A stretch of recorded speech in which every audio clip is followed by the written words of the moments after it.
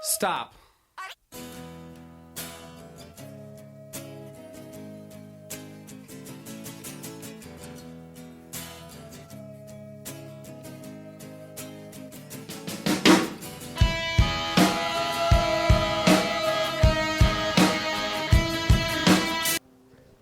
Cool. So as we talked about before, this far range Z or knee clamp or quarter guard position, usually you play when the person's trying to bring your legs together or weave, right? Like trying to smash past your legs to the same side, right? And you want to be pulling with the bottom leg and pushing with the top leg, just to make things annoying, create some tension, right? We never want to leave slack in systems. We always want tension because when we have tension, there's control, right?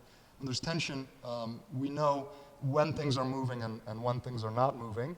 When things are loose, we may not necessarily get an indication immediately when things start moving. So pulling with the bottom leg, pushing with the top leg. Right? Maybe from here, the person starts stacking me down a little bit more, so I'm finding that I need to go to what we call knee shield. Right?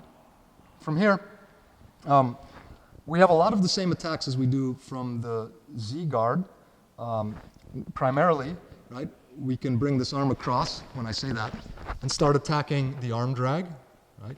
And if the hand stays behind, for example, we can start bringing our leg over, start attacking kimuras, right, and triangles. If we can clear the head, for example, we would go for, omoplatas, right? If we can't clear the head, we would probably go for a triangle, trying to free our bottom leg, right? And if we can't bring our leg up at all, we might even force the person to post on this side, dive over, and go for a kimura, right? So all of the attacks that I did from the Z clamp on that side, I can kind of do as well. Very important note is to stay with my shoulder back.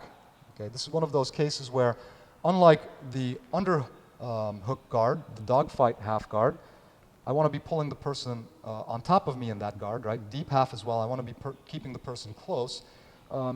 In these further range half guards, I want to be framing on the person. Okay, so there may be a transition here where I switch from pushing to pulling as I go for a better half guard position. I definitely think that the underhook half guard is better. So if you have an opportunity, you try some of the attacks on that arm and they don't work, maybe the person starts posturing up or moving their arm in a way that it is possible to shorten the range and get to this dogfight position. Right? Ideally, that's what I would try to do. But sometimes that doesn't happen, and you stay up like this, right? And you keep fighting here. So a couple of things that you can do from here. I already mentioned attacking the close arm. You can also go for the far arm, right? Sometimes the person will try to post. So then you can trap the wrist, dive over, and start attacking kimura trap stuff. So simple sweep from here. Once you've got this grip, and it's very important when you make this grip that you trap the elbow especially. Okay, you want the elbow outside. You don't want them to bring the elbow in. I want the elbow open. So as soon as I dive over and I connect my wrist, again with the thumbs on the same side as my four fingers, I want to kind of pry that elbow open a little bit. If he can close his elbow and bring his knee on top, for example, that's bad. Now I have to abandon ship, and I got to come back and start framing right away, or I'm going to get smashed. Okay, not good. So if I get here and I can open the elbow, it's going to make it a little harder for him to bring his knee as well. And if he does bring his knee, I'm going to try to time it. So go ahead and bring your knee, for example, that as he brings his knee, I'm going to lie down back and flat. And now this is why I had to bend the elbow, because if I've bent the elbow, I should have enough leverage still to start pushing this person up and over that shoulder. Now, regardless of if I can clear my leg or not, I'm going to stay on the kimura. Okay? If I can't clear my leg, that's okay. I'm just going to get up with that, try to free my leg, maybe attack a triangle or an arm bar, something like that. If I can free my leg, I'm just going to go on my knees, get up, and attack the back. Simple. Right. So one more time.